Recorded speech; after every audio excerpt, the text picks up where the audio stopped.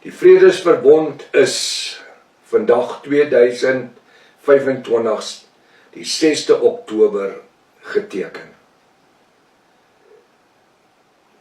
Ek verwys na myself, Prof. Hannes, het sopas baie sensitiewe inligting ontvang, wat wanneer u dit gaan luister, meeste protestante, charismatiese kerke en Christenmense geheel en al sal laat glo, dat dit wat in hierdie spesifieke video gepromoveer word, die laaste of finale vredesverbond volgens Daniël 9 vers 27 is.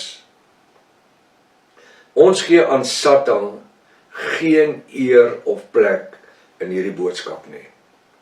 Maar hy doen alles alvorens sy bose planne in plek is nie. Hy werk met 'n strukturerende plan, hy laat die een ding gebeur, dan die volgende ding. Dit is vandag die 7de Oktober 2025, terwyl ek hierdie video maak.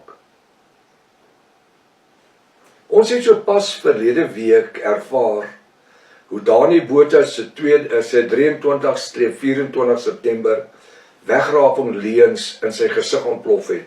En nie net syne nie, ook meeste van die messiaanse ouens en die ortodokse Joodse ouens, want hulle het almal gesê die wegraping sou plaasgevind het 23/24 September tydens die fees van trompette en die nuwejaarsvieringe van die Jode of Hebreërs, naamlik Rosh Hashanah, wat toe nie gebeur het nie.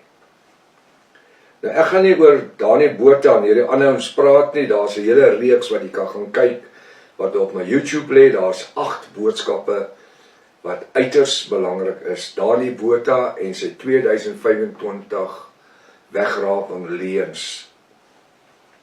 Waarom het dit nie gebeur nie?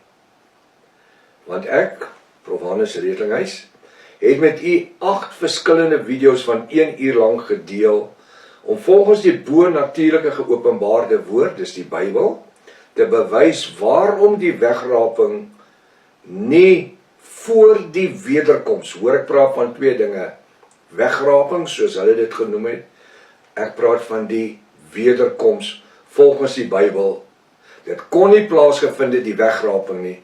Hoekom? Van die wederkoms het nog nie gebeur nie. Hulle die kar voor die perde kom span. Nou as jy die kar voor die perde staan nie, nou gaan span, sal hulle kyk soen toe die perde. Nou as jy die kar daai kant gaan span, dan hardloop die perde die kant toe, hulle hardloop terug. Trek jou waar die kant toe. En dis hoekom daar niks gebeur het nie. Want jy kan nie die wegraping voor, hier so die wegraping hier sit, en die wederkoms hier nie. Dit is die wederkoms, dan die wegraping.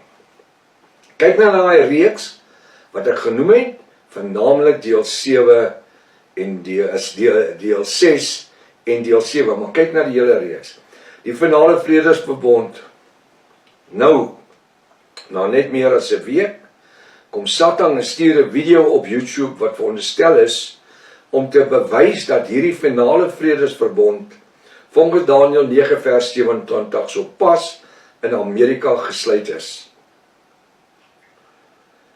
Onmiddellik word ek oorval met mense wêreldwyd wie wil weet of hierdie spesifieke vredesverbond die een is waarna ek in my studies met Dani Botha se wegraping leuns verwys het en natuurlik ook uit my boeke in die laaste 30 jaar. Die mense wil weet. Die Satan is die vader van alle leuns. Dit gaan nou sekere uittreksels woord vir woord uit hierdie propaganda video neem en dit vir u lees. En dan volgens die Bybel gaan ek dit verduidelik. Nou alles bly dit u reg om self te besluit wie het nou weer vir wie gelieg. Ek wil net sê, ek het die video beskikbaar waar dit gebeur het. Sou u dit sou wou gehad het, stuur vir my WhatsApp en stuur vir my die video asseblief. Die Satan se propaganda video, want dit is niks anderster as die Satan wat besig is om met die godsdienstige mense, die protestante en die charismate vernaam, se breins te smokkel. Die video begin met die opskrif: The prophecy started. En dit is die opskrif van die video, the prophecy started. Waar Israel se president Netanyahu en Amerika se president Donald Trump by 'n mikrofoon staan, terwyl hulle 'n gesamentlike getekende dokument vashou, wat dan die Vredesverbond veronderstel is om te wees. Israel se president Netanyahu verklaar: We are taking the next step to win the war, and then expanding the peace. So hy laat die mense verstaan, Israel het klaar die oorlog gewen, nou gaan hulle die vredetyd uitbrei. Nou ek gaan aanhoudend verduidelik of verwys na die nuusleser. Dis die persoon wat die program aangebied het, wat ek die nuusleser noem, want hy doen al die praatwerk. Die nuusleser verduidelik nou onmiddellik. Hy sê in Engels: Moments ago, Israel just made a peace treaty with multiple nations. If only President Trump and Netanyahu made this official announcement, stating that Israel is now under 7 years of a peace treaty with the Middle East, United States, as well as the United Kingdom.